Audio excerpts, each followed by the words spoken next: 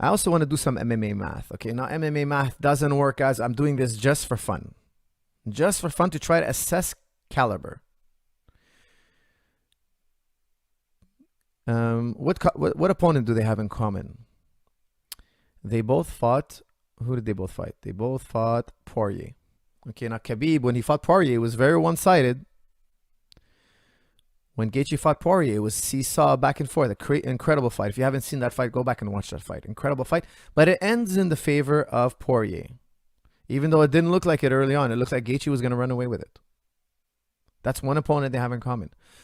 Another fighter they might have somewhat a connection to is Eddie Alvarez McGregor, because McGregor beat Eddie Alvarez. Eddie Alvarez beat Gaethje. And Khabib beat McGregor. So it seems that Khabib's caliber seems to be, obviously, he's undefeated. He's on the top, but he beat a guy that beat Gaethje. Think about that, okay?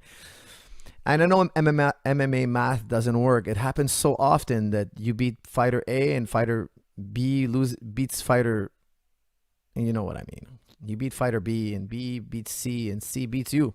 It's like, what happened there? MMA math doesn't work. I wish it did. I can kind of make fights more predictable for us to, a little bit more predictable for us to call.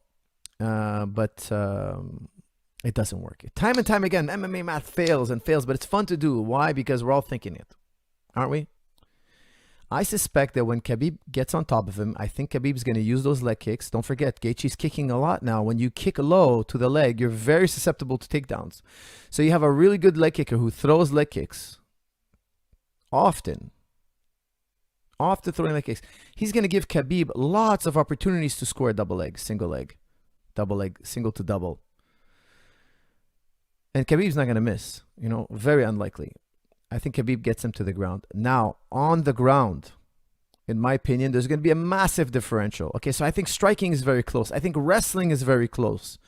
Gaethje's been wrestling his entire life, okay, similar to Khabib. Wrestling is very close. Striking is very close. Toughness is very even. Cardiovascular, physical shape, both of them are very even.